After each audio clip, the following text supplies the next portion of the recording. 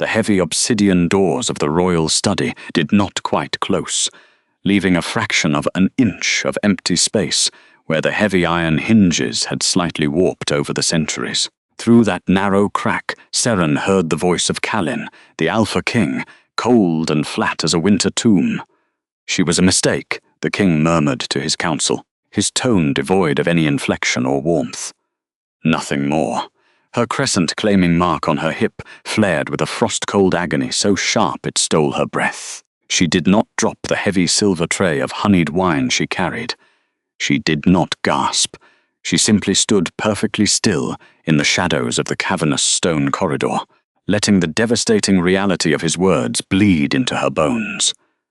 The ambient heat of the torches lining the hallway seemed to vanish, replaced by a biting, glacial numbness that started at the base of her spine and crawled upward into her chest. From inside the opulent study, Elder Valorin's voice drifted out, carrying the dry, clinical scent of old parchment and bitter herbs. The council elder spoke with the smooth, practiced cadence of a man who measured lives purely in political leverage. "The Northern Territories require stability, my king," Valorin stated, his boots pacing slowly across the polished marble floor. "The pack cannot be tethered to a nameless, low-status Omega. The rumors of your nocturnal indiscretions are already unsettling the allied Alphas.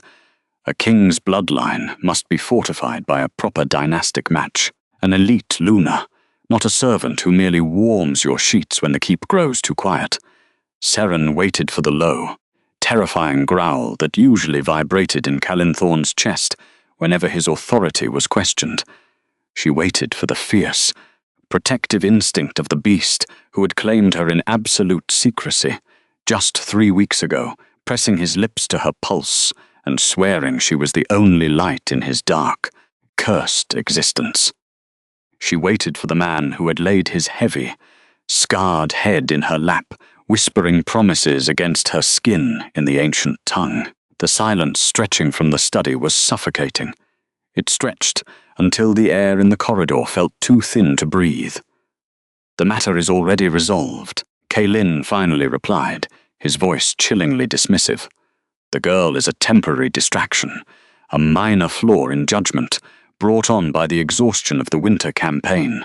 I have no intention of elevating her, nor will I allow a peasant to sit beside me on the throne of Thornmere, draft the betrothal contract with the Silverpine pure blood line.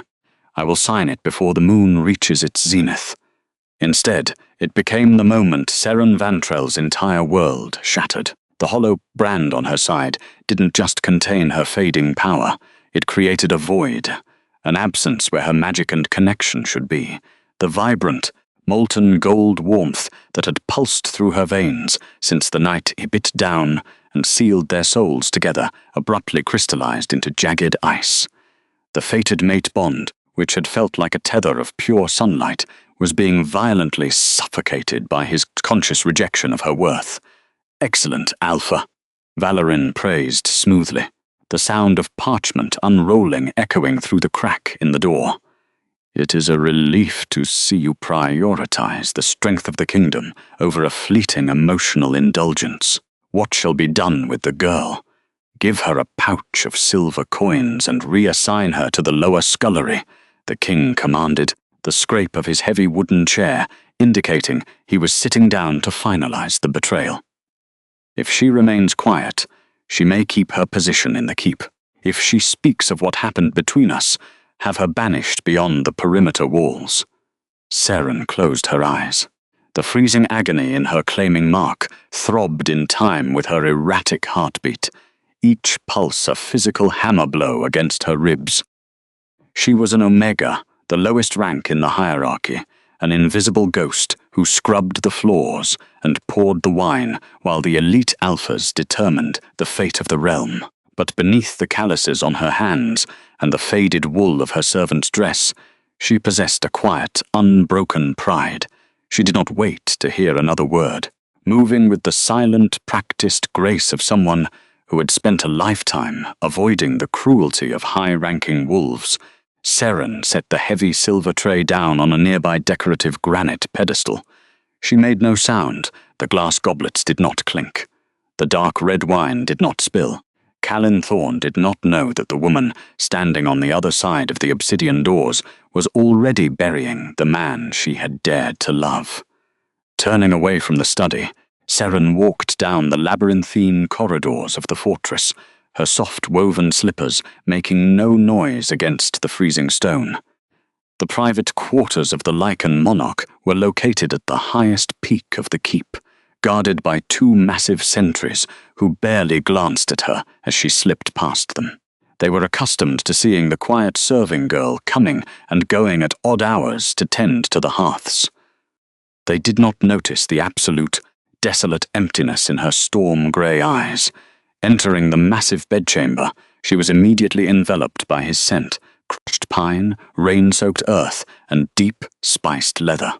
A hearth fire crackled merrily in the large stone fireplace, casting a warm, deceptive glow over the luxurious furs scattered across the massive bed. It was the bed where he had held her, where he had traced the line of her jaw and called her his salvation.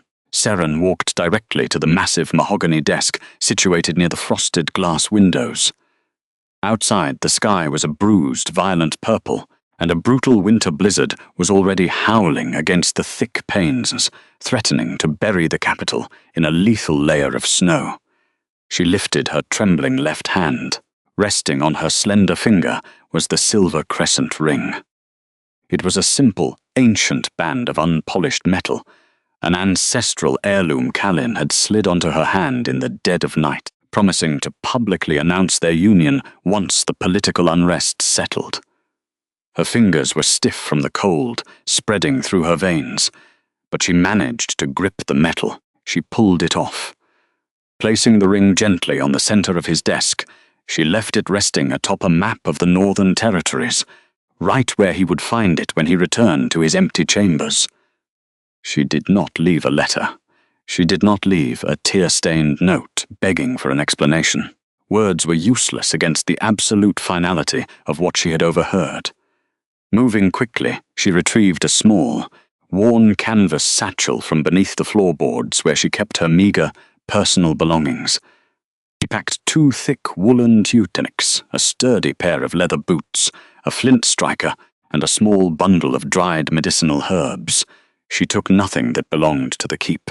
She took no gold, no jewels, and no food from the royal kitchens. She refused to take a single coin of the silver Kalin had coldly deemed her worth.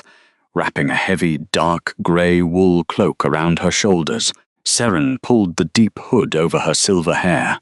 She took one last look at the warm, flickering sanctuary that had been a beautiful, devastating lie. Then she turned her back on it entirely. The descent through the lower levels of the fortress was a blur of calculated evasion.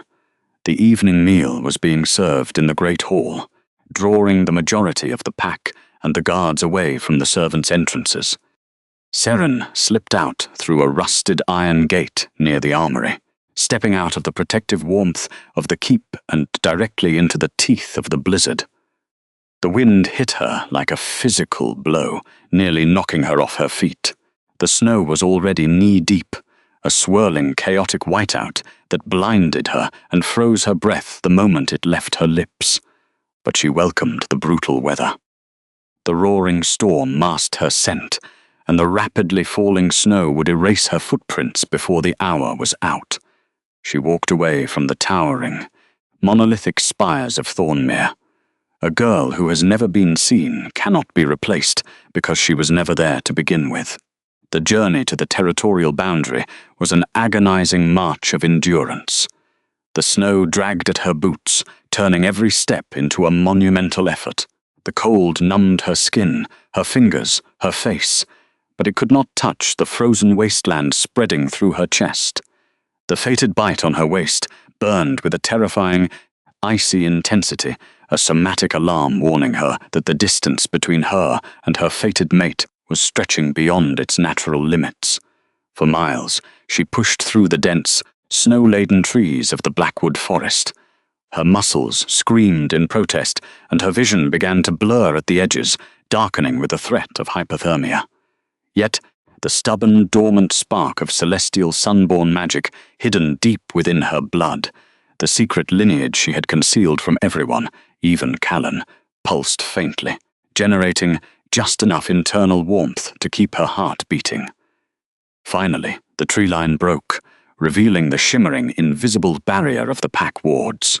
Beyond this line was the unclaimed wilderness, a harsh and unforgiving landscape where exiled wolves rarely survived the winter. Seren did not hesitate. She stepped through the magical boundary. The moment her boots touched the neutral earth outside the territory, the fated mate bond snapped. The physical trauma of the severing was instantaneous and devastating. Seren collapsed into the deep snow, her hands clutching her chest as a silent, breathless scream tore at her throat. It felt as though a serrated blade had been dragged directly through her soul, violently ripping out the golden tether that connected her to the Alpha King. Blood rushed to her ears, and the ancient mating seal adorning her left hip, which had once burned as a vibrant brand of molten gold, had long since faded to a bruised, necrotic grey. It throbbed constantly with a dull, icy numbness that radiated outward, slowly suffocating her internal organs. The hollow mark created a void, an absence where her physical vitality should be. She lay curled on her side in the freezing snowdrift, her body shivering violently as the shock of the broken bond ravaged her nervous system. She was utterly alone, cast out into the lethal dark, stripped of her mate, her pack, and her future. Slowly, agonizingly, Seren placed a trembling, frost-bitten hand against the snow and forced herself to push upward. She rose to her knees, and then, unsteadily, to her feet. She wrapped the heavy grey cloak tighter around her small frame, staring out into the endless, brutal expanse of the winter night. She had survived the cruelty of the world before she met him. She would survive it again without him.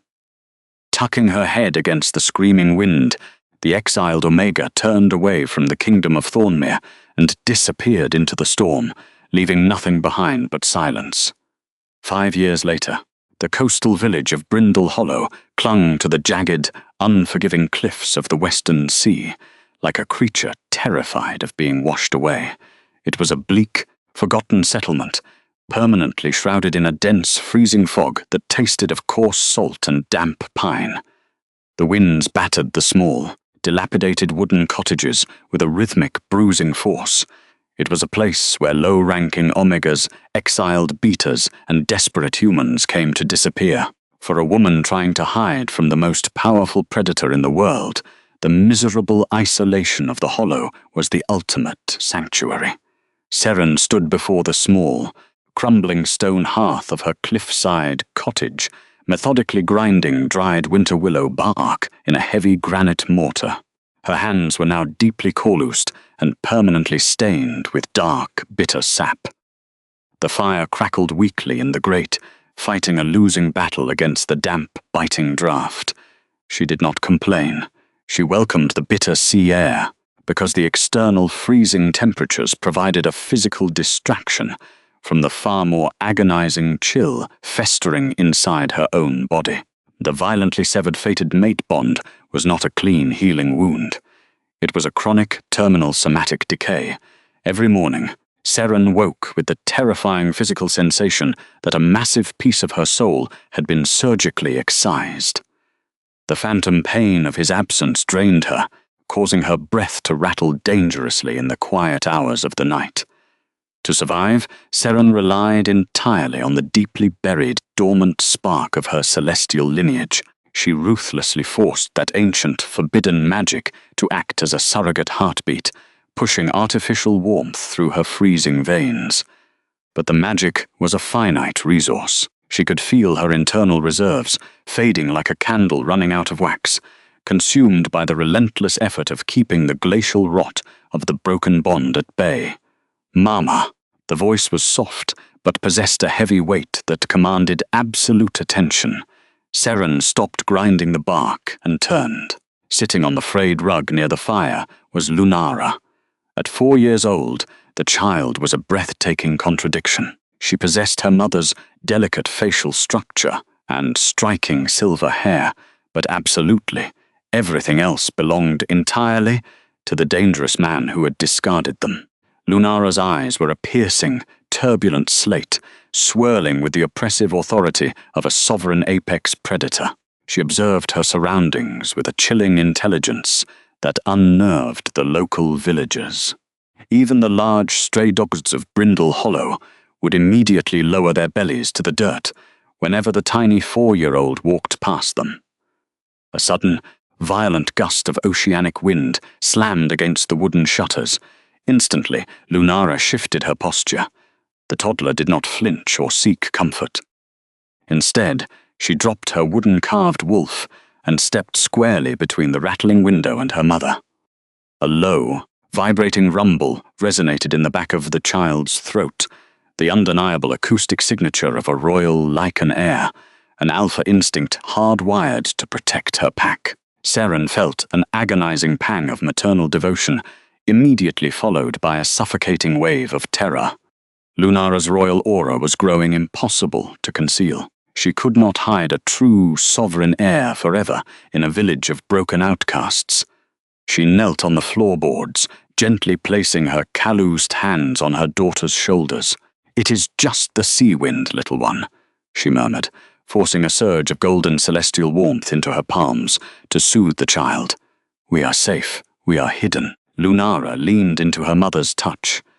"The wind smells like teeth," the little girl whispered. Seren swallowed hard, pulling the child into a fierce embrace.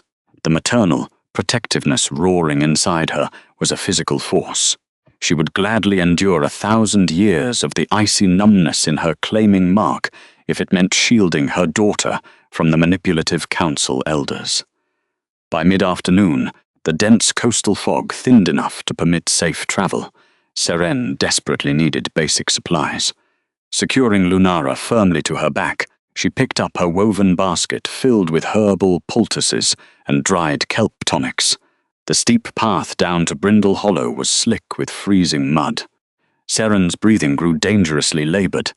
A deep, rattling cough seized her chest, forcing her to lean heavily against a damp pine tree. The hollow void on her hip pulsed in agonizing synchronization, sending electrical splinters of cold through her nervous system. She pressed a trembling hand to her ribs, forcing herself to inhale. She could not afford weakness when Lunara depended on her. When she finally reached the village square, a highly unusual disruption had gathered a massive crowd near the communal fire pit. A heavy wooden wagon sat mired in the mud, belonging to a traveling merchant from the wealthy inland territories. Seren kept her head bowed, intending to quickly exchange her medicines and leave. But as she approached, the merchant's loud voice cut sharply through the noise, instantly freezing her blood. "I tell you, the northern territories have become an unlivable wasteland," the merchant declared. "The snow has not stopped falling for 3 solid years. The trade routes are completely dead, and it is all because the lichen monarch has entirely lost his composure." Seren stopped dead. The mention of his title struck her like a physical blow. Her hands clamped tightly around her basket. "Lost his composure?" An older village woman scoffed. "The Lichen King is the most calculated commander in 3 realms. You do not understand." The merchant leaned forward, his voice dropping into a conspiratorial whisper. "He is no longer governing. He is hunting. 5 years ago, on the very night he was supposed to sign the grand betrothal contract with the Silverpine line, something inside him shattered. He found something precious missing from his desk, and his control simply vanished. He violently threatened Elder Valorin in front of the entire elite guard for daring to suggest the wedding proceed. A collective gasp rippled through the crowd. Defying the ancient council elders was an act of supreme dynastic rebellion. Seren could not breathe. The icy numbness on her hip suddenly spiked with a phantom burn of pure heat. He didn't just reject the Silverpine bride at the altar, the merchant scoffed darkly. He publicly humiliated her and banished her bloodline. Since that night, he roams the perimeter borders in his massive beast form. He has dispatched thousands of elite royal trackers across every known realm, searching for a ghost. A ghost? A fisherman asked. A woman? The merchant corrected. No one knows her true name or lineage, but the king's decree is absolute. Anyone found hiding a woman with silver hair and storm-grey eyes will face his absolute wrath. He is turning his own empire into a wasteland of ice, all because he cannot find her. To Seren Van Trell, it was an overwhelming revelation. The dramatic irony tasted like ash in her mouth. She stood invisibly in the cold mud, quietly listening to the absolute devastation of the man who had called her a mistake. Kalin Thorn had calculated her worth as a mere political inconvenience. Now, the realization of what he had thrown away was driving him to tear the world apart. She should have felt vindictive triumph. Instead, she felt a profound terror, because the royal beast had finally discovered the agonizing truth, and he was hunting her with manic obsession. A sudden, violent coughing fit seized her. She pressed her face into her elbow as exhausting spasms shook her lungs, tasting copper on her tongue. The physical decay of the severed bond accelerated, feeding on her sudden panic. "Mama!" Lunara whimpered softly. "We must go right now," Seren choked out. She did not stay to trade her herbs. Turning her back on the communal fire, the exiled mother fled back up the treacherous path toward the isolation of her cliffside cottage. Every step felt like a desperate battle. Her muscles burned, but the terrifying thought of the king's royal trackers finding her daughter provided a surge of adrenaline. When she finally reached the summit and pushed the thick timber portal shut, Seren collapsed to the stone floor. She carefully lifted Lunara off her back. The child pressed her warm hands against Seren's freezing cheeks. Those storm-grey eyes stared back at her with fierce devotion.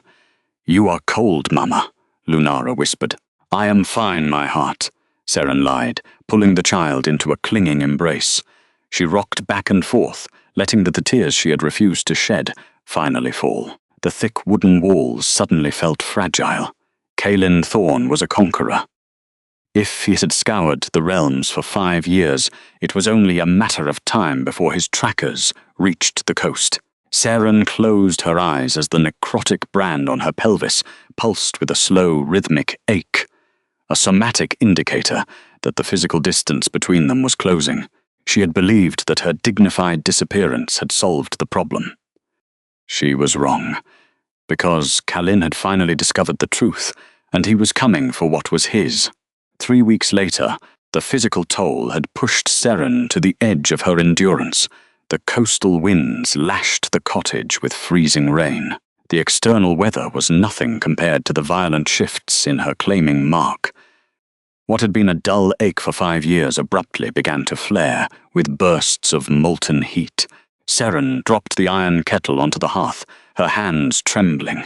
A wave of scorching fire ripped across her left hip, driving the breath from her lungs. She gasped, sinking heavily to her knees. The scent of damp pine was overpowered by a phantom olfactory invasion, the heavy, unmistakable scent of winter frost and dark cedar. "Mama?" Lunara's voice cut through the ringing in her ears. "The big wolves are here." Seren stumbled toward the window. Through the swirling mist, a massive figure advanced alone up the cliff path. Kalin Thorn. He wore no royal guard, just a snow-dusted cloak over his travel-worn clothes. The crushing weight of his sovereign aura pressed against the wooden walls. Seren did not panic.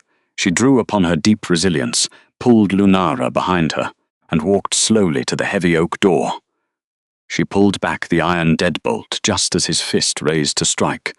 The door swung open. The violent wind whipped between them. Kalin froze, his massive frame trembling visibly as his piercing winter storm eyes locked onto her face. He looked like a god of war who had spent half a decade tearing himself apart from the inside out. "Seren," Kalin choked out, the word tearing out as a fractured gasp. His massive hand reached out, trembling in the freezing air, desperate to touch her. She did not flinch. She simply looked at him with polite, absolute emotional distance. "You have traveled a long way, Your Majesty," she said, her voice smooth and cold as carved ice. "But you have the wrong house. There is nothing for you here." Kalin flinched backward, as if she had driven a blade directly into his ribs. His desperate eyes darted downward to the tiny, silver-haired child standing protectively behind her legs, and a look of absolute, world-breaking realization shattered his features. He opened his mouth to speak, but the fragile words died in his throat. He saw the cold, unyielding boundary in her eyes. The sovereign did not force his way inside. He did not roar or demand obedience. Instead, his massive frame folded into a deep, shaking bow. He stepped backward into the freezing mist, closing the distance only with a look of agonizing devotion. He remained outside in the biting cold, a silent sentinel standing vigil in the mud, while Seren closed the sturdy wooden barrier. For the rest of the day and long into the night, the undeniable phantom warmth of the claiming mark throbbed against her hip, a constant somatic reminder that the most powerful predator in 3 realms was sitting in the snow just beyond her threshold. The following night, the violent oceanic winds masked the sound of approaching footsteps. Seren was sitting by the fading hearth, exhaustion pulling at her bones when the sudden, terrifying sound of shattering glass tore through the cottage. Well, the supreme warlord, completely unguarded at the edge of the world. Seren spun around. The back window had been completely smashed in. Stepping over the splintered wood were 4 imposing, heavily armed men. At their center stood Cormac Vance, the ruthless and calculating leader of the rogue packs. His face was twisted in a cruel, victorious sneer, a heavy blade gleaming in his grip. He had tracked the frantic king all the way to the coast, waiting for the perfect moment to strike while the Alpha was isolated. "Did you really think your elite trackers could hide your trail, Kalin?" Cormac Vance mocked, his eyes shifting hungrily towards Seren and the child. "A shame. Her reign ends before it even begins." Cormac lunged forward, his weapon aimed directly at Lunara. Seren moved defensively in front of her daughter. But before Cormac could cross the short distance, the solid entrance was violently ripped from its hinges. A deafening, feral roar of absolute, unadulterated fury tore through the small room, a sound that made the stone foundation crack. Kalin Thorn, who had been keeping his freezing vigil outside, exploded into his massive, godlike wolf form. The gigantic obsidian black beast launched himself into the ruined room, colliding with the rogue assassins with the devastating force of a falling mountain. The small cottage dissolved into a terrifying, chaotic blur of shadows and heavy impacts. Kalin fought with a brutal, protective ferocity, deliberately placing his own massive body between the assassin's swinging blades and his fragile family. Cormac Vance shouted as a tremendous force threw him through the timber wall, sending the rogue leader tumbling out of sight into the freezing fog below. The remaining threat was neutralized in seconds, the surviving rogues completely overwhelmed by the absolute dominance of the royal lichen as they fled into the mist. But the sudden ambush took a heavy toll. The massive beast swayed dangerously, severe gashes staining his silver-laced fur with dark crimson. With a heavy, agonizing groan, he collapsed into the snow outside the ruined wall, refusing to cross the threshold he had promised to respect. By the pale light of the 3rd morning, the coastal storm finally broke. The small cottage was completely unrecognizable, transformed from a quiet sanctuary into a ruined shell. The wind howled through the destroyed back wall, carrying the freezing sea mist directly into the room. Seren slowly stepped out into the freezing mud of the ruined yard. Kalin had shifted back into his human form. He was covered in exhausted injuries, his breath rattling violently in his chest. Slowly, agonizingly, Kalin dragged his battered, bleeding body across the frozen ground. He did not attempt to stand. He crawled through the cold mud and blood, stopping only when he reached the hem of Seren's frayed, grey cloak. Right there, in the wreckage of the shattered sanctuary, the sovereign of Thornmere dropped his head to the dirt. He wrapped his trembling arms around Seren's ankles, burying his face against her boots as a raw, devastated sob tore its way out of his massive chest. He was completely, utterly at her mercy. "Please," Kalin wept. his voice cracking with the unbearable agony of a man who had finally found the piece of his soul he had carelessly thrown away. "Please, Seren, just let me look at you. Punish me. Hate me. But please do not disappear again. I cannot survive it." Seren stood frozen. Below her, the most powerful and ruthless commander in 3 realms was weeping in the ruined mud, bleeding and begging for a single drop of forgiveness. She looked down at him, her expression entirely calm. Then the golden celestial sunborn magic flared to life beneath her skin. It did not merely warm her own body. It expanded outward in a brilliant, triumphant surge of sovereign light that washed directly over Kalin's massive, battered form. The ancient power sank deep into his torn flesh, actively knitting his severe lacerations closed and sealing his bleeding wounds in seconds. She did not step back. She let the full weight of her supreme, dormant rank settle over the destroyed yard, asserting her absolute authority. The man who had casually called her a mistake was completely healed by her grace, yet he remained utterly humbled, kneeling in the dirt exactly where he belonged. Seren looked down at him, her voice quiet but ringing with an undeniable resonant authority. "I will return to Thornmere, Kalin." His head snapped up, those winterstorm eyes widened, raw and frantic, drinking in her words like a man dying of thirst. "But hear me well," Seren continued, her tone as unyielding as the coastal cliffs. The celestial light continued to pulse through her veins, a visible testament to her absolute power. "I do not return as a submissive mate. I do not return as a political pawn for Elder Valorin or your council to dismiss. If I step foot inside your capital, I step foot as your sovereign equal.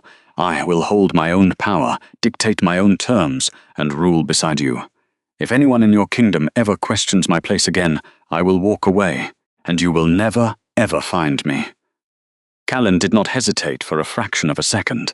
He pressed his face against her boots once more, his massive shoulders shaking with desperate, unconditional devotion.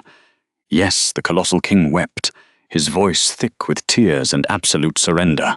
"My queen, my equal. Whatever you demand, my life is yours." Seren stared out at the clearing fog. She had left Thornmere as a broken, rejected secret. She would return as a sovereign who had forged her own crown in the ice, and the most powerful beast in the realms would spend the rest of his life ensuring she never had to bow again. The chaotic, freezing coastal winds of Brindle Hollow whipped relentlessly against the rotting timber of the cliffside cottage, carrying the sharp, metallic tang of sea salt and freshly spilled blood. Kalin Thorn, the absolute commander of 10,000 elite Lycans, and the terrifying Lycan ruler of Thornmere, remained exactly where he had dropped. He knelt in the freezing, blood-soaked mud of the front yard, his massive, dark wool-clad shoulders shaking under the crushing weight of absolute, unconditional surrender. Around the perimeter of the ruined property, the scattered corpses of his rogue assassins lay motionless in the snow, a brutal testament to the feral lengths the beast would go to protect what was his. But the terrifying conqueror who had just ripped apart a rogue pack with his bear claws was completely gone. In his place was a ruined, weeping man, pressing his tear-streaked face against the muddy leather of Seren Vantral's boots. Seren looked down at the devastatingly powerful sovereign sobbing at her feet, and for the first time in 5 agonizing years, the terminal somatic rot in her chest began to recede. The violently severed fated mate bond was no longer a necrotic void threatening to suffocate her internal organs. The faded soul brand on her skin throbbed with a terrifying new rhythm. It did not ache with the frost-cold emptiness of rejection. Instead, it pulsed with a heavy, steady beat of burning, molten gold. The celestial sunborn magic she had just unleashed to heal Kalin's brutal battle wounds was slowly retreating beneath her skin, leaving a residual, blinding warmth that radiated through her nervous system like honeyed wine. She gently pulled her boot back, stepping slightly out of his desperate reach. Kalin flinched violently at the loss of contact, a fractured, agonizing gasp tearing from his throat as if he feared she was vanishing into smoke once more. "Stand up, Kalin," Seren commanded softly, her voice smooth and unyielding as carved glacial ice. "You are bleeding into the dirt, and I will not have my daughter's first memory of her father be a broken creature groveling in the mud." Kalin froze completely. The breath was violently driven out of his colossal chest, leaving him utterly paralyzed in the freezing slush. His bloodshot, frantic winterstorm eyes snapped up to hers, wide with the terrifying, desperate shock that shattered the remaining aristocratic sharp angles of his hollowed face. He looked exactly like a god of war who had just been struck by a falling mountain. "Daughter," he whispered, the single word fracturing into 1,000 pieces of disbelief. The royal beast's massive, spiked leather gloves began to shake so violently that the silver buckles on his armor rattled against each other in the quiet morning air. Seren did not elaborate. She turned her back on the kneeling king, the coastal sea wind whipping the hem of her simple linen dress around her ankles. She walked across the damp, splintered floorboards of her small porch and pushed open the reinforced front door of her cottage. Inside, the mundane reality of her quiet, exiled life sat in stark contrast to the world-breaking political power currently waiting on her doorstep. She walked past the dying hearth and the wooden basin of icy water where she had been scrubbing laundry just hours before. Reaching the darkest corner of the room, she dragged a heavy woven rug aside. Her hands were perfectly steady as she lifted the iron-ringed trapdoor, leading into the cramped, freezing root cellar. "Lunara," Seren murmured into the dark, her voice instantly losing the sharp, clinical edge of a sovereign ruler and returning to the fierce, protective warmth of a mother. "It is safe now, my heart. The bad men are gone. You can come up into the light." A small rustle of movement echoed from behind the heavy wooden barrels of dried kelp and winter willow bark. A moment later, a 4-year-old girl climbed carefully up the wooden ladder.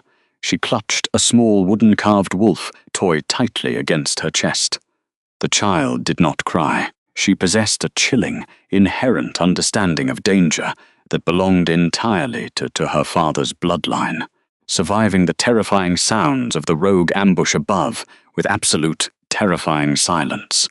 Seren dropped to her knees and lifted the child into her arms, pressing a swift, desperate kiss to her silver hair. The maternal protectiveness roaring inside her was a physical, elemental force, burning hotter than the golden fire flaring in her hip. She wrapped a coarse wool blanket tightly around the girl's shoulders, turned on her heel, and walked back out toward the open doorway, stepping into the pale, freezing coastal fog. Kalin had managed to force his trembling legs to stand, though he leaned heavily against the wooden railing of the porch to keep himself upright. His dark hair was unkempt, tangled wildly by the wind, and the snow of countless relentless borders crossed. When Seren stepped onto the porch with the child in her arms, Kalin stopped breathing entirely. Lunara looked at the towering, blood-stained warrior with polite blank curiosity. The little girl had her mother's delicate, fragile facial structure, but her eyes were an entirely different story.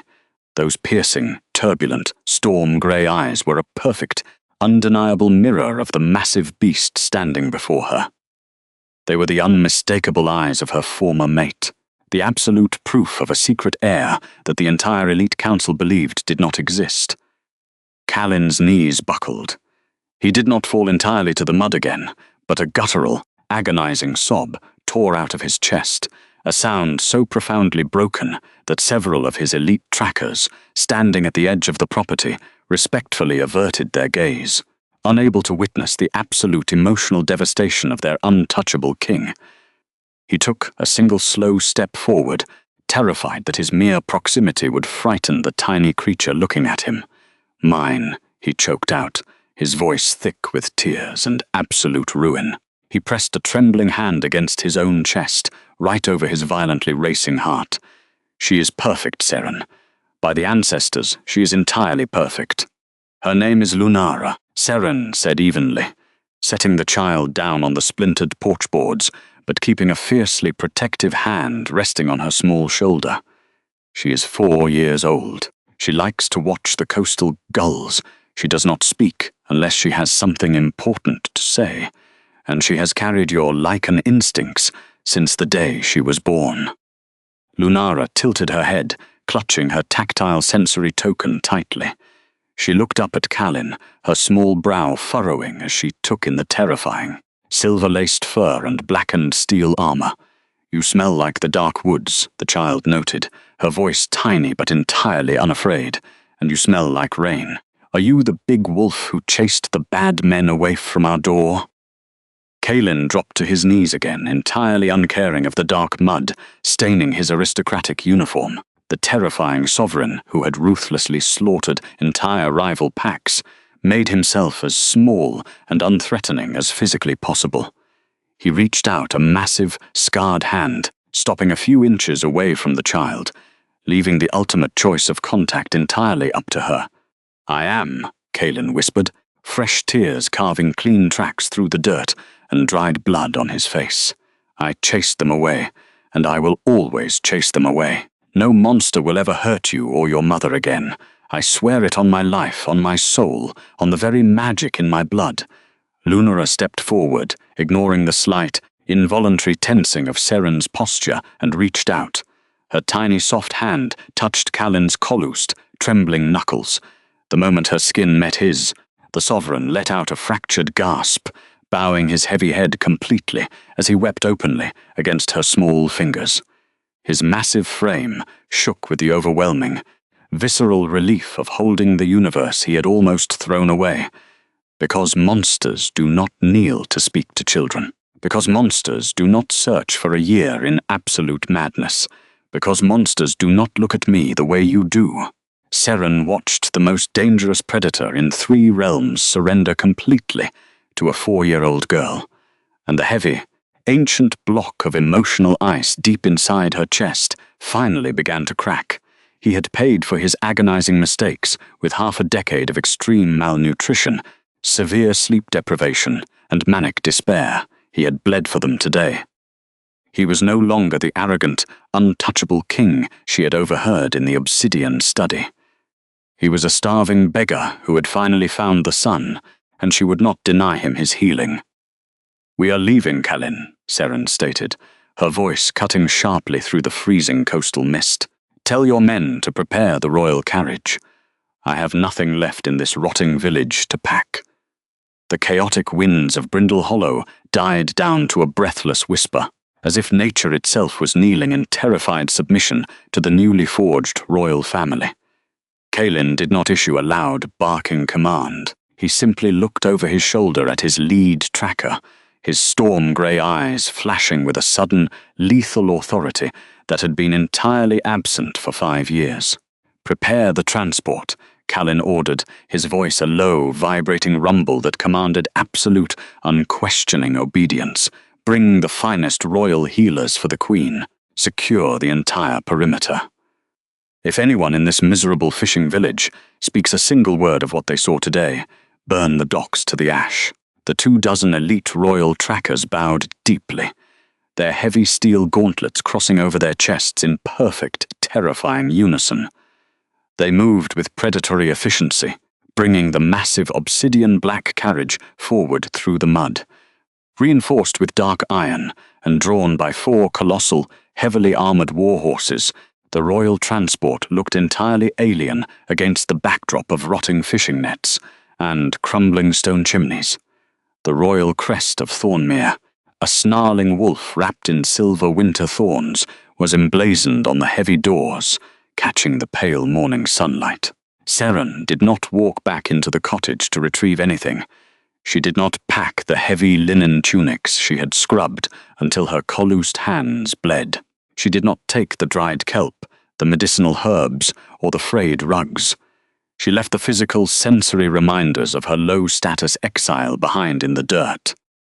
As she stepped away from the porch, a tracker moved forward and pulled the massive wooden door shut. The iron deadbolt slid into place with a definitive, echoing click. It sounded like a gunshot in the quiet morning, marking the permanent end of her 5-year sentence of invisibility. Kalin stood by the open door of the luxurious carriage, his posture rigid with respectful distance. He did not presume to grab her arm or force his proximity upon her. He waited until Seren had climbed into the warm, fur-lined interior, lifting Lunara safely onto the rich velvet cushions, before he finally stepped inside and took a seat on the opposite bench. He sat with his massive frame hunched forward, his hands resting on his knees, his eyes never leaving her face. He tracked her every single breath, watching her with a manic, desperate focus, as if he was terrified she might vanish like smoke through a crack in the world the second he blinked. The heavy carriage doors closed, plunging the interior into a warm, insulated quiet. The sharp, metallic tang of the freezing coastal sea salt was instantly obliterated, pushed aside by a phantom olfactory invasion that rolled over the small enclosed space. Crushed pine, rain-soaked earth, deep spiced leather. It was Kalin's unmistakable scent, and it wrapped around Seren like a heavy, protective blanket, chasing away the bone-deep cold that had haunted her for half a decade. As the colossal war horses lurched forward, beginning the long, treacherous journey. North toward the snowy peaks of Thornmere, the physical distance between them officially vanished. The severed fated tether anchored in her flesh flared with a searing, explosive flash of molten gold. It was a visceral, overwhelming presence, attempting to violently merge their souls back together after 5 years of unnatural, agonizing separation. Seren gasped slightly, pressing a trembling hand to her hip as the golden fire raced up her spine. Kalin's head snapped up, his jaw clenching so hard a muscle jumped in his hollow cheek. His own hidden claiming mark was undoubtedly burning with mirrored, excruciating intensity. "Does it hurt?" he asked, his voice thick with raw, transparent panic. "I can ride outside with the guard. I can give you absolute space. Tell me what you need, Seren, and it is yours." "It does not hurt," Seren replied quietly, leaning back against the velvet cushions and carefully pulling Lunara onto her lap. "The hollow mark does not just contain your power, it creates a void, an absence where your magic should be. The burning is simply the void, filling back up. It is just waking up." Kalin exhaled a shaky breath, his massive shoulders slumping in relief. He stared at the simple, coarse fabric of her faded dress, his expression twisting with profound, internalized guilt. "When I found the silver crescent ring sitting on my desk, my entire world shattered," he murmured, his voice barely above a hoarse whisper. "I did not marry the Silverpine Princess. I rejected her before the entire council the very same night you disappeared. I banished her bloodline from the capital, and I have spent every waking moment of the last 5 years crossing every frozen wasteland in this world to find you. I have never stopped looking. I have never stopped bleeding for you." Seren looked at him, maintaining her sovereign emotional distance, refusing to let the desperate sincerity in his voice erase the trauma of the past. "I hear your words, Alpha King," she replied, her tone perfectly even. "But words are small things in a world of teeth. You will prove your devotion through your actions, and you will earn the trust you so carelessly threw away." "I will spend the rest of my miserable life earning it," Kalin vowed, his storm-grey eyes burning with absolute, terrifying conviction. "You will never have to doubt my loyalty again." The heavy, dramatic irony of their return hung thick and suffocating in the carriage air. Hundreds of miles away in the snowy capital, Elder Valorin and the Traditionalist Council were undoubtedly preparing for another miserable, barren winter. They fully believed the monarch had gone completely mad, hunting a ghost, chasing a defective, low-status Omega who had rightfully disappeared after being declared a political mistake. They believed the ancient Thornmere bloodline was cursed, slowly suffocating under the weight of an unyielding ancestral frost. Because the king refused to take a proper, high-born mate, she was wrong. Because Kalin had finally discovered the truth, and he was coming for what was his. They did not know that the quiet, calloused woman he was bringing home to his fortress carried the dormant, supreme magic of a celestial sun-born line that could melt glaciers with a single thought. And they certainly did not know that a 4-year-old lichen princess with storm-grey eyes was currently falling asleep against her mother's chest, completely unaware that she was the undeniable heir to the most powerful kingdom in 3 realms. Seren looked out the small, frosted glass window as the rotting timber cottages of Brindle Hollow faded into the dense morning fog behind them. She had left Thornmere as a broken, rejected secret, fleeing into a brutal winter blizzard without making a single sound. Now, she was returning in the absolute center of an elite royal guard, protected by a sovereign beast who would happily burn the world to keep her safe. "Rest, Kalin," Seren murmured, not looking away from the passing dark pine trees. "You will need your strength. When we reach the capital, Elder Valorin and the council will undoubtedly have questions about the exiled peasant you brought back to your throne." Kalin leaned his heavy head back against the dark wood of the carriage, a dark lethal promise settling over his sharp aristocratic features. The feral, manic desperation of the hunt was entirely gone, replaced by a terrifying, cold sovereignty that promised absolute poetic retribution. "Let them question," Thornmere's ruler whispered, his tone dripping with a dangerous, unwavering devotion. "Let Valorin speak a single word of disrespect against you. I will gladly burn my own council chamber to the ground, and I will build your throne upon their ashes." Seren did not smile, but the deep, agonizing freeze in her chest finally melted completely. The mystic Silverbrand seized with a sudden, agonizing cramp, searing her skin with the undeniable, triumphant truth. She was a mistake no longer. She was the absolute ruin and the absolute salvation of the Alpha King, and Thornmere was about to burn with the blinding, golden light of her return. The heavy obsidian black carriage cut through the dense, snow-laden pines of Thornmere's outer borders with relentless, predatory speed. Outside the frosted glass windows, the violent winter blizzard that had defined the Northern Territories for the past 5 years continued to howl with unrelenting fury. The biting wind slammed against the reinforced iron doors of the royal transport, a futile external assault against the absolute, insulated warmth within. For the first time in half a decade, the suffocating chill of exile did not touch Seren. The physical environment had shifted entirely, but the most profound transformation was happening violently beneath her skin. What had been a necrotic void of glacial ice for 5 agonizing years was now a thrumming, vibrant furnace. The celestial mating scar on her left flank pulsed with the heavy rhythmic beat of a reborn star. It was no longer a symbol of public humiliation or a fatal somatic decay. The fated tether was actively rebuilding itself, drawing upon the overwhelming proximity of the massive man sitting on the opposite velvet bench. The interior of the carriage was thick with his undeniable scent: crushed pine, rain-soaked earth, deep, spiced leather. It wrapped around her like a physical barrier, ruthlessly chasing away the phantom memories of the freezing coastal fog that had plagued her in Brindle Hollow. Her dormant celestial magic, buried for so long in the bitter cold, eagerly reached out to meet his warmth, creating a sacred, untouchable haven inside the moving transport. Seren leaned back against the plush velvet cushions, allowing her muscles to uncoil slightly as the war horses thundered forward.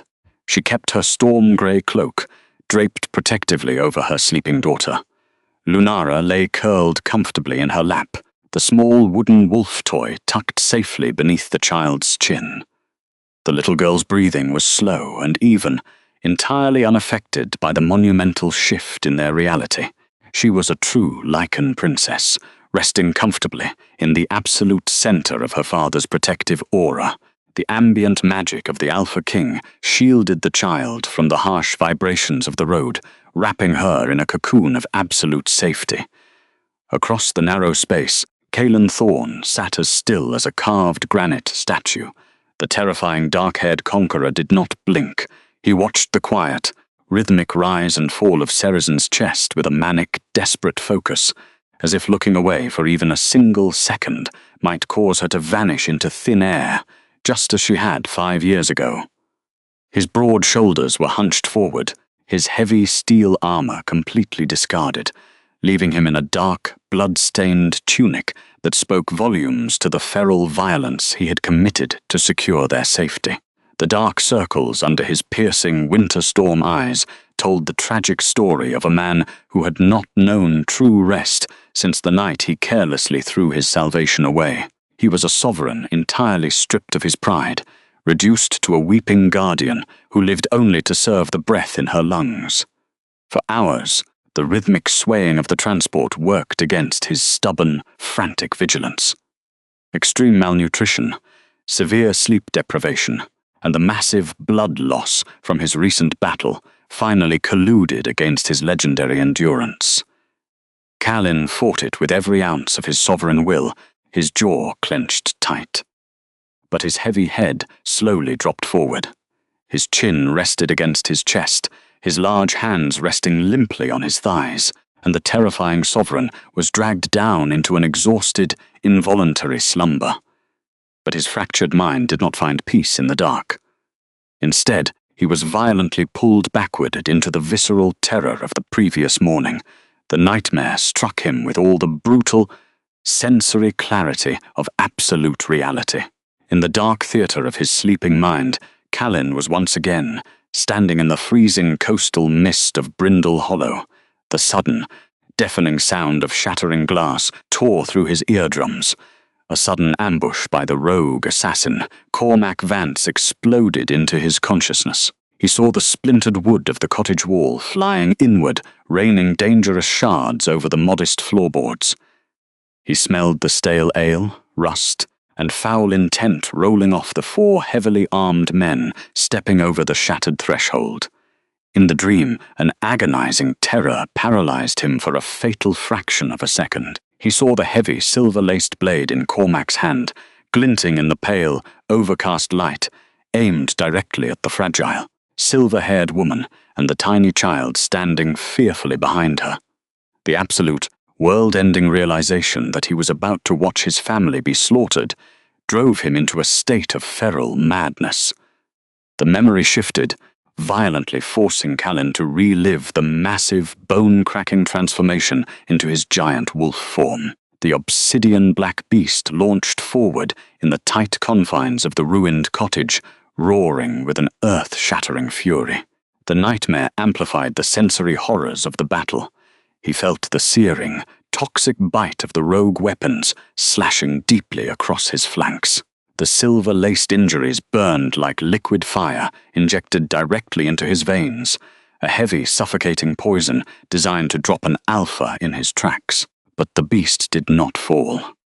He tore through the assassins with a ruthless, protective ferocity, his massive jaws snapping bone and rendering armor utterly useless, fighting with the desperate, visceral knowledge that if he failed, his universe would end in a spray of crimson on the floorboards. The chaotic combat abruptly dissolved into the devastating aftermath. The nightmare dragged Kalin through the freezing, blood-soaked mud of the ruined yard. He felt the agonizing, involuntary shift back into his battered human form. His body was a gruesome map of deep, lethal lacerations, his lungs rattling violently with the effort of drawing a single breath. The scent of copper and despair choked him, a visceral reminder of his own catastrophic failures to protect the only thing that mattered. He relived the crushing, absolute humiliation of his physical collapse, a bleeding, broken king dropping heavily to his knees in the icy slush. The terrifying sensation of crawling pathetically through the dirt, his massive hands reaching out just to touch the hem of her frayed grey cloak. He felt the hot, desperate tears tracking rapidly through the dirt and blood on his face as he wept unabashedly against her boots.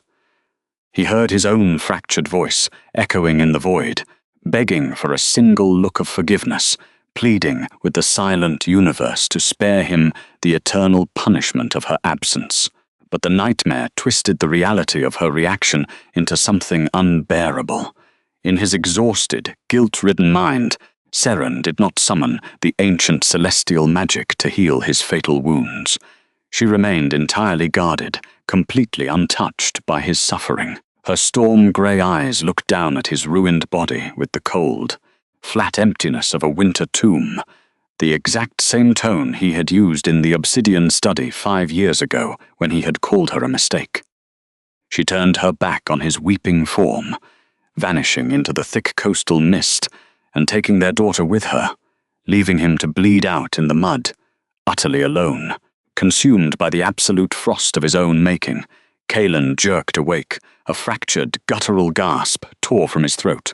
His massive frame slammed aggressively back against the wooden wall of the carriage, the sudden impact rattling the frosted windows. He was shaking with violent, uncontrollable tremors. His large hands flew to his chest, his collused fingers desperately seeking the searing silver wounds that were no longer there. The phantom pain of the poison and the absolute terror of the nightmare left him hyperventilating, his broad chest heaving, his winter storm eyes wide and unseeing in the dim, shadowed light of the transport. Seren did not gasp, nor did she flinch away from his sudden violent movement. She simply watched him, her expression remaining calm, steady, and observant. She carefully shifted Lunara's sleeping weight on her lap, ensuring the child remained undisturbed, and slowly extended her right hand across the small space between the benches. She did not offer sweet, empty comforts. She did not coddle the beast with frantic apologies. She simply reached out and pressed 2 fingers firmly against the inside of his trembling, scarred wrist. The moment her skin made contact with his racing pulse, a surge of dormant celestial magic flowed effortlessly from her fingertips. It was not the explosive, blinding aura that had miraculously healed his torn flesh the day before. It was a quiet, steady stream of radiant warmth, a somatic anchor designed specifically to drag his fractured mind back from the edge of the abyss and into the present moment. "You are dreaming, Kalin," Seren murmured, her voice a low, grounding hum that cut directly through the roaring panic in his ears. "The rogues are dead, the silver is gone. We are in the transport." Kalin stared down at her small hand, resting against his massive wrist, his breathing harsh and ragged. He squeezed his eyes tightly shut, bowing his head as a long, shuddering sigh finally racked his massive chest, expelling the terror. He turned his palm upward, gently wrapping his thick, scarred fingers around hers, trembling with the sheer relief of her touch. He held her hand as though she were made of fragile glass, terrified that applying even a fraction of his terrifying strength might break her. "I saw him swing the blade," Kalin whispered, his deep voice cracking with raw, unfiltered trauma. "I saw Vance step through the shattered window. In the dream, I was not fast enough. I was bleeding in the mud, and you looked at me with absolute nothingness, and you simply walked away." Seren looked quietly at the devastating vulnerability of the man holding her hand. The untouchable king, who had once commanded the fate of entire realms with cold, clinical detachment, was now entirely undone by the mere thought of her absence. He had spent half a decade existing as an unfeeling conqueror, conquering neighboring territories to distract from his agony, only to discover that true power lay in the terrifying vulnerability of fated connection. "I did not walk away," Seren stated softly, her thumb brushing a gentle, repetitive arc across his bruised knuckles. "I healed you, and I am sitting right here." Kalin slowly lifted her hand, pressing his lips to her collused palm in a gesture of absolute, weeping devotion. The heavy, protective silence of the carriage settled over them once more, the rhythmic thud of the war horses gradually lulling the chaotic spike in his heart rate back to a steady, powerful beat. He kept her hand securely in his, resting it upon his chest so he could feel her warmth radiating directly into his heart. But the brief interlude of quiet recovery was suddenly shattered by a completely different, somatic assault. As the royal carriage crested a steep, snow-covered ridge leading down toward the capital valley, the ambient atmosphere within the cabin violently shifted. The comfortable, insulated warmth was instantly pierced by a sharp, invisible spike of glacial pressure. Seren gasped loudly, her spine snapping perfectly straight against the velvet. Her left hand flew to her hip, her fingers digging deeply into her grey cloak as the mystic silver brand seized with a sudden, agonizing cramp. It was a horrific phantom echo, a localized somatic memory of profound trauma. Kalin's head snapped up, his instincts instantly flaring into lethal readiness. "What is it?" he demanded, his voice dropping into a dangerous, feral growl as his eyes scanned the frosted windows for external threats. Seren squeezed her eyes shut, forcing herself to breathe through the sharp, ringing pain that threatened to paralyze her. "It is the boundary," she whispered tightly, her voice strained. "We just crossed the perimeter line of the capital. It is the exact place where the bond snapped." The realization hit Kalin like a devastating physical blow. The absolute horror of what she had endured on this very stretch of road 5 years ago rushed violently into his consciousness. He saw the vivid mental image of her, walking alone into the lethal blizzard, freezing and unprotected, carrying his hidden child. He pictured her collapsing in the snow as the magical tether violently ripped her soul apart, bleeding out her life force simply because he had been too foolish to see her worth. "Halt the transport!"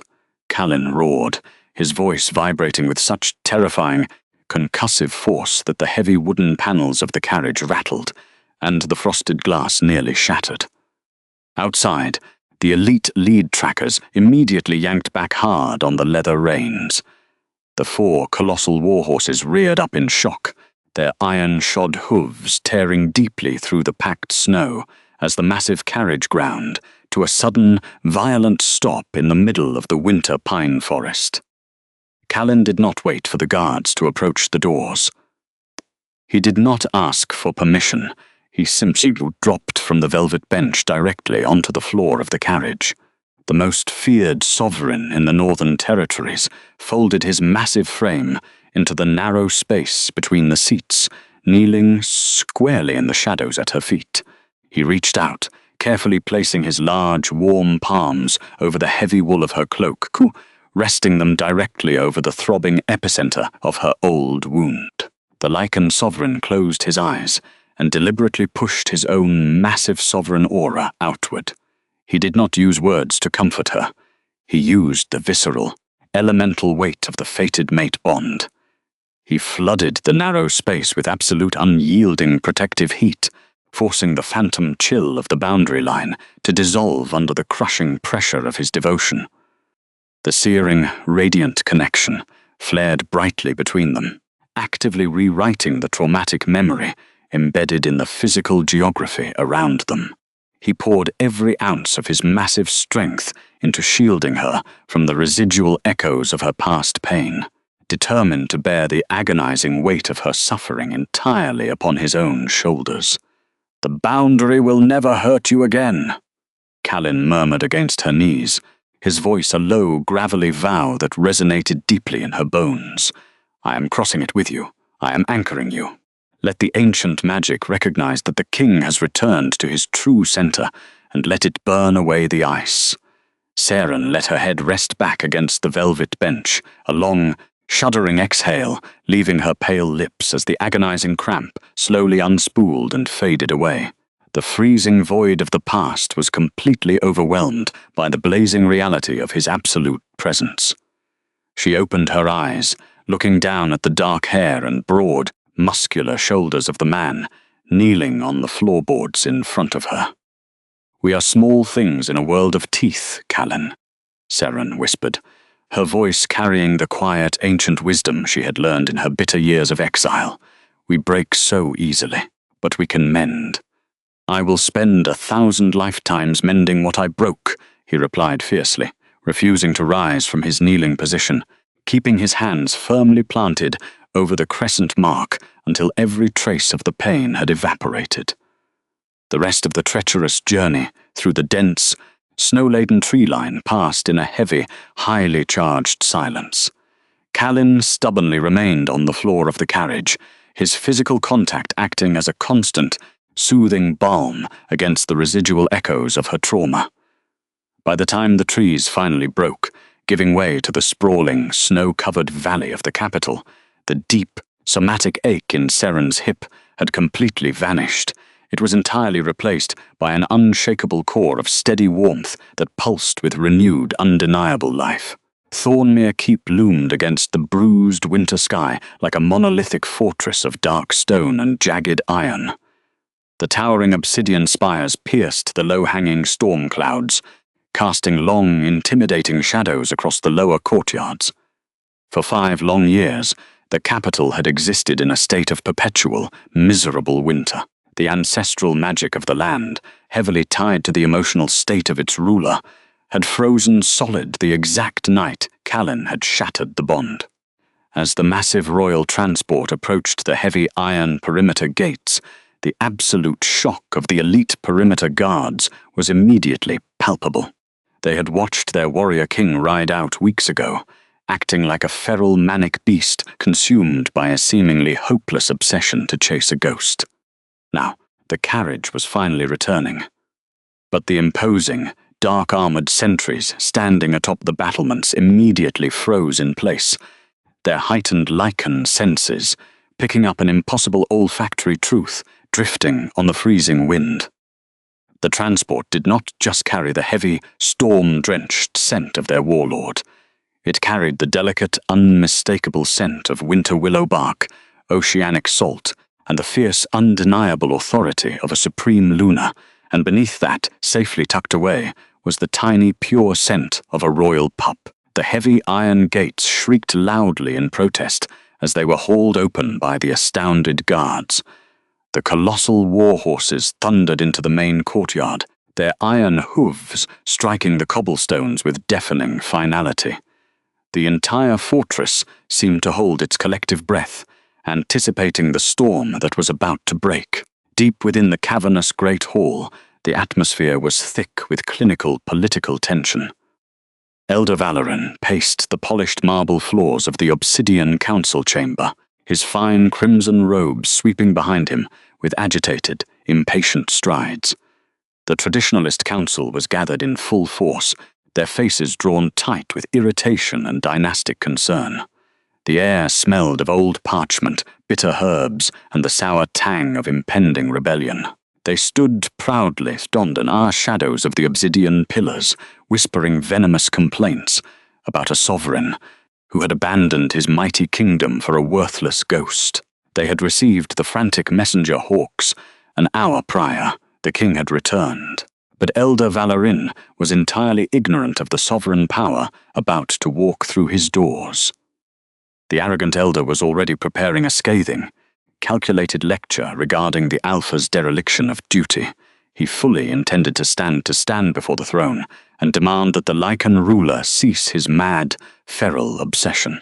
He intended to force the sovereign to immediately take a pure-blood bride to stabilize the rapidly deteriorating political alliances of the realm. No woman lasted a night with him. They had whispered cruelly in the shadows of the keep 5 years ago. They believed the quiet serving girl had been a fleeting mistake, a minor flaw in the king's judgment that was rightfully discarded to the icy wastes. But one woman did. One woman lasted a lifetime, and she was about to burn their entire corrupt political structure to ash. The carriage doors swung open in the freezing courtyard. Kalin Thorne stepped out first. He did not look like a broken, desperate man who had just spent the morning weeping on the floor of a transport carriage. The moment his heavy boots hit the cobblestones, the terrifying, feral authority of the Alpha King slammed down over the courtyard like a physical weight. The elite guards instantly dropped to one knee, bowing their heads in absolute submission to the crushing weight of his sovereign aura. But Kalin did not acknowledge his soldiers. He turned back toward the open door of the carriage. He did not bark a command. He did not demand obedience or rush the moment. Instead, the most feared predator in 3 realms simply extended his large, calloused hand, holding it perfectly steady in the falling snow, waiting with breathless reverence. Seren stepped out of the shadows.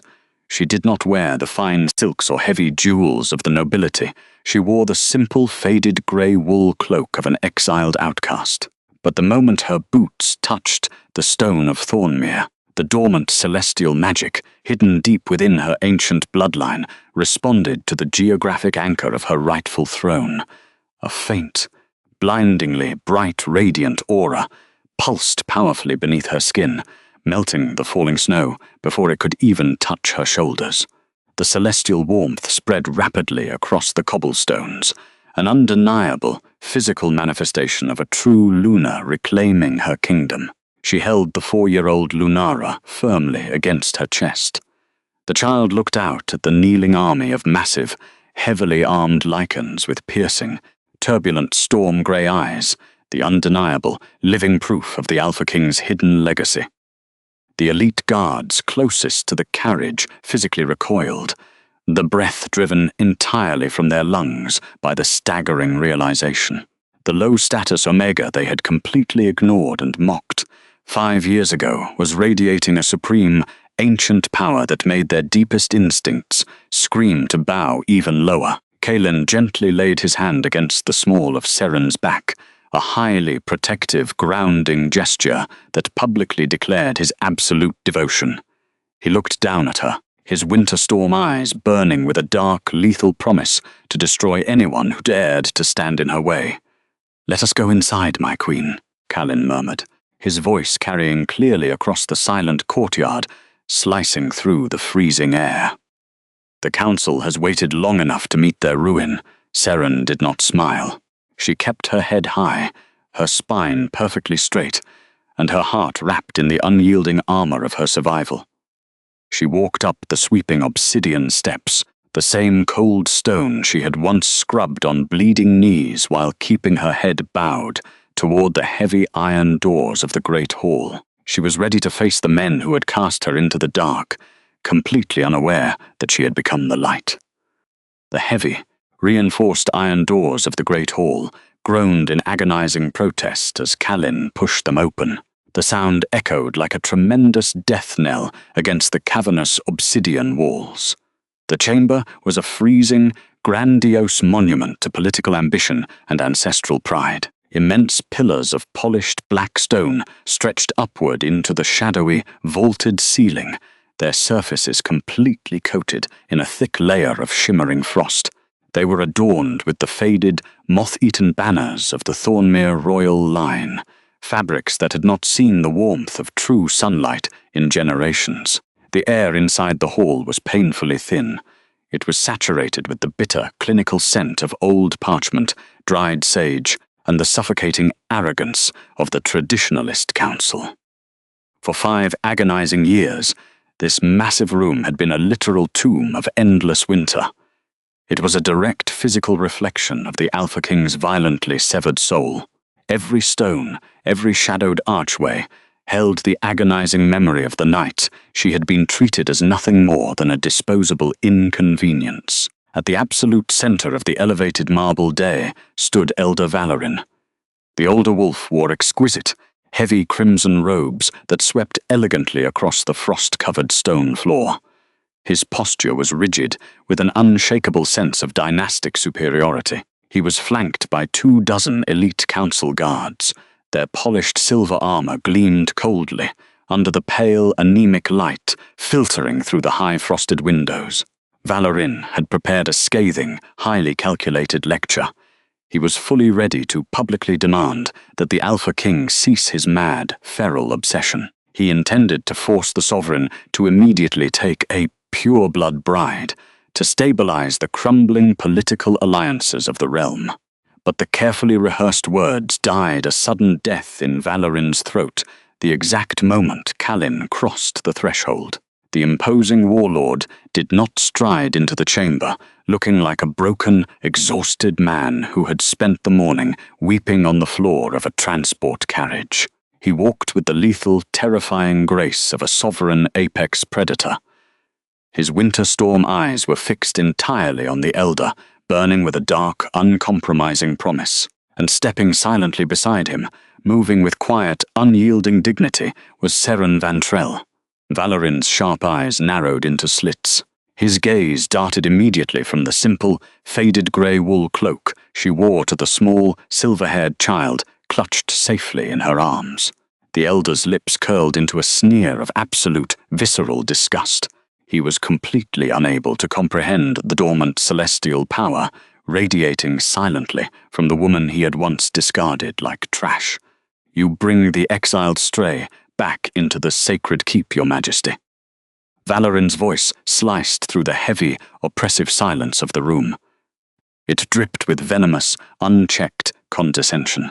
His eyes raked over her simple clothing with absolute disdain, completely blind to the sovereign fire simmering just beneath her skin.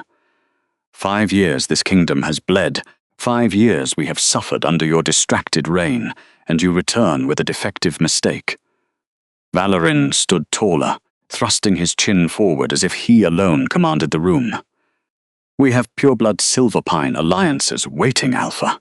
Brides who have trained their entire lives to stabilize this court.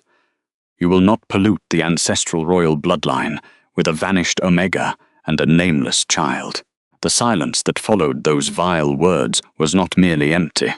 It was the heavy, suckered silence of a vacuum, right before a catastrophic explosion.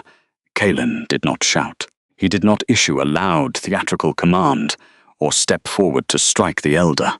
Instead, the Alpha King simply tilted his dark head, and the temperature in the colossal chamber plummeted to absolute zero.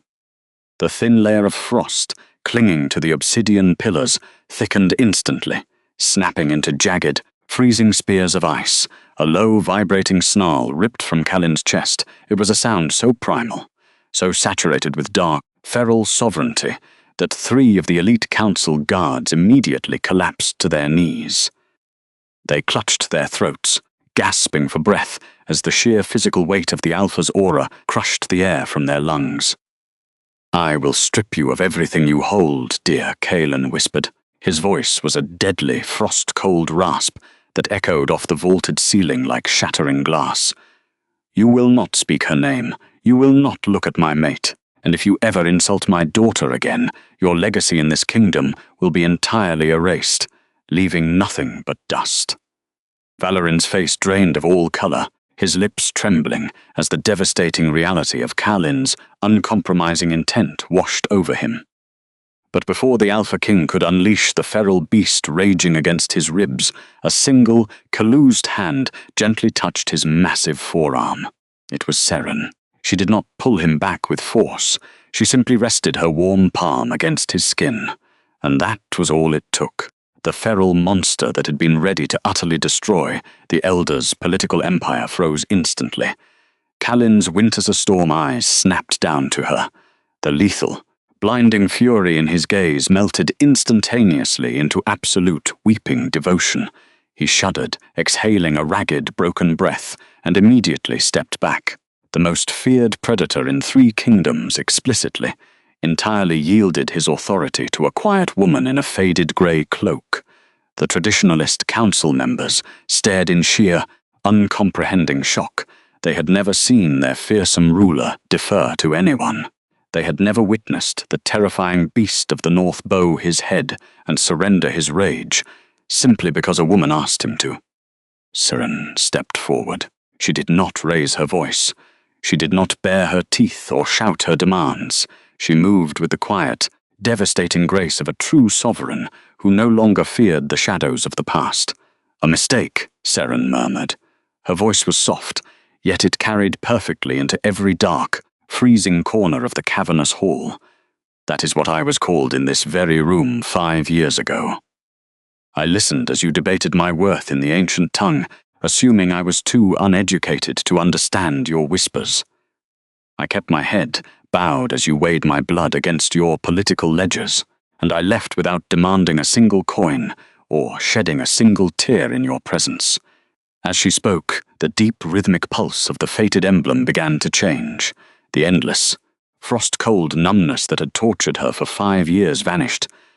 In its place, the mark throbbed with a burning, molten gold warmth. It was a physical anchor, a roaring fire that finally reconnected her soul to the trembling man standing behind her.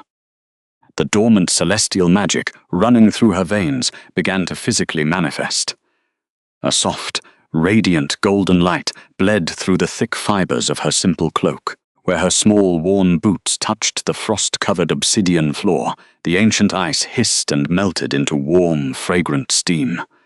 I was told I was a broken vessel, Seren continued.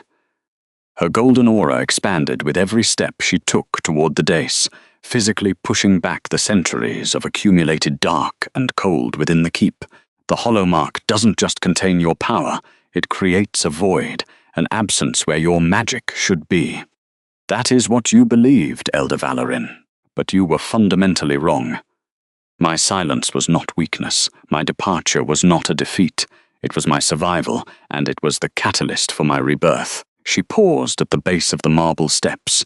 The heavy, bitter scent of dried sage and old parchment was completely eradicated. It was instantly replaced by the overwhelming, intoxicating scent of summer rain, ozone, and sun-warmed earth.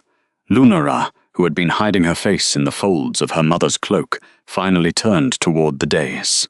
The child's hood fell back, revealing a stunning cascade of shimmering silver hair that caught the golden light perfectly. But it was the child's eyes that shattered the council's remaining defiance. They were storm grey, the exact, unmistakable, piercing winterstorm eyes of the royal lichen. A collective gasp rippled through the elite guards. They saw the undeniable truth written in the child's small, brave face. This was no outcast. This was the absolute, undeniable manifestation of the royal bloodline, fused beautifully with the ancient, terrifying celestial fire of a sun-born queen. Valorin stumbled backward, his exquisite crimson robes tangling around his ankles as he desperately tried to retreat from the overwhelming, righteous heat. Sunborn, he choked out, his voice a pathetic, reedy squeak of pure terror. The lost lineage, it is impossible. The texts clearly stated the line was extinguished centuries ago. You were an Omega. You were nothing. History is written by those who survive, Seren said smoothly. The golden light now flared into a blinding, magnificent crown of solar fire above her head.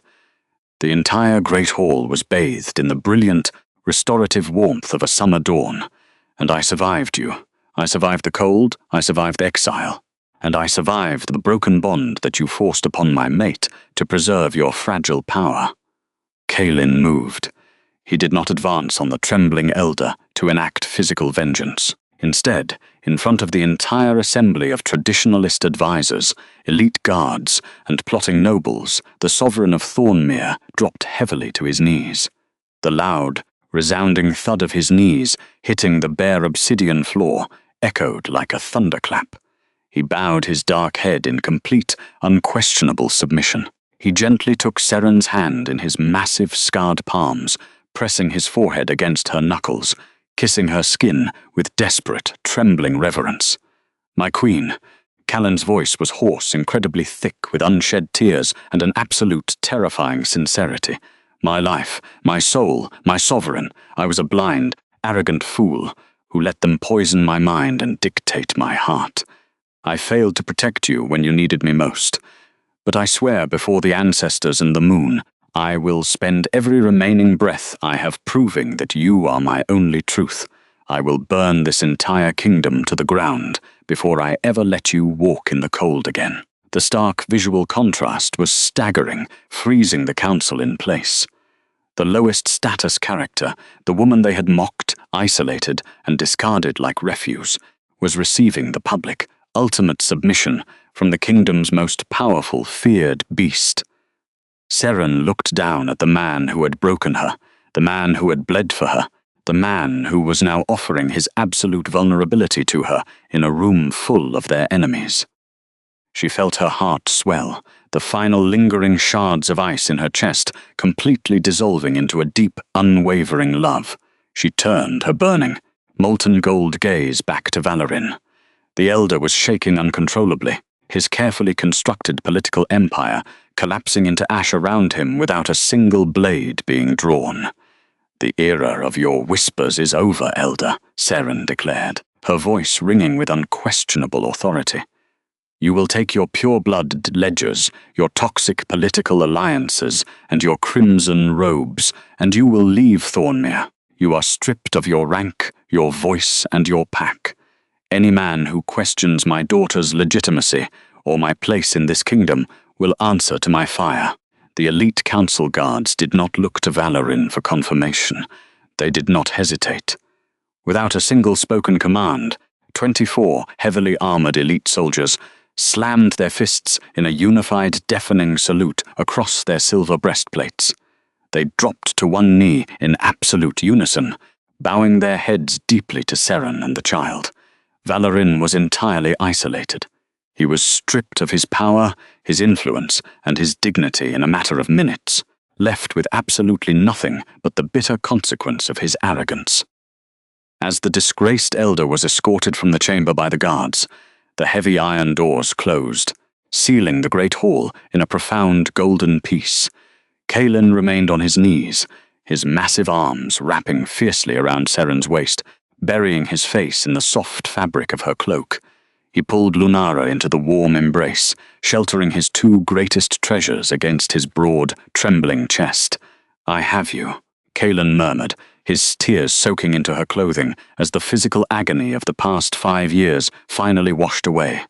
"I finally have you both. We are home, Kalin," Seren whispered softly, resting her cheek against the crown of his dark hair. Her magic pulsed outward, permanently banishing the ancient frost from the stones, sinking deep into the foundations of the keep. The hollow, aching void was finally filled. No woman lasted a night with him. They had whispered in the shadows of the capital. But one woman did. One woman lasted a lifetime, and she had returned to heal the world.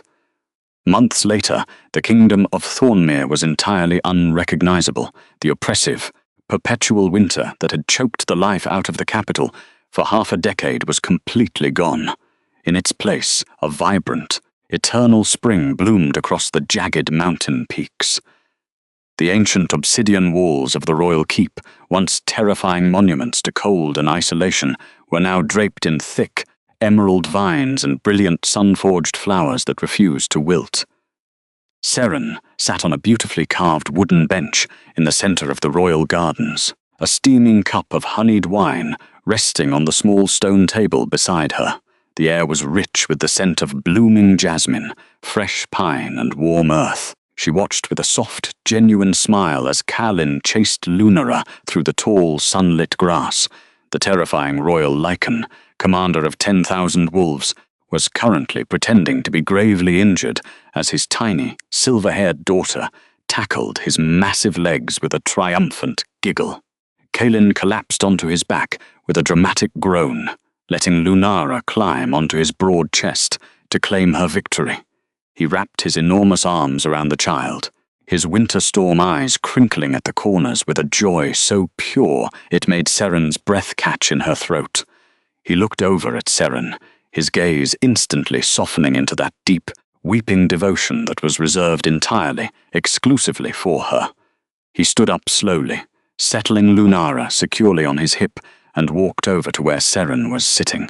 He knelt before her, just as he did every single day in the quiet sanctuary of their home, refusing to let the kingdom forget who held his soul. He gently placed his large, calloused hand over her stomach, where a new, unmistakable warmth had begun to spark just beneath her skin. "My beautiful queen," Kalin murmured, pressing a soft, reverent kiss to her temple. He leaned down, resting his cheek gently against her abdomen, closing his eyes as he listened to the faint, miraculous heartbeat of their future. "You saved me. You saved all of us." Seren reached out, her fingers weaving gently through his dark hair. She felt the sacred claiming scar on her body throb with a steady, comforting heat, a perpetual reminder that she was deeply, irrevocably loved and entirely safe. She had vanished like smoke through a crack in the world, taking nothing but her dignity and a secret child into the freezing dark. She had endured the crushing isolation and the agonizing physical toll of a broken bond, but the quiet, collused woman who had once scrubbed these very floors in silence had returned as a sovereign goddess. "We are small things in a world of teeth, my love," Seren whispered into the warm afternoon breeze, smiling softly as Kalin pulled her into his protective arms. But even the smallest light can completely conquer the dark.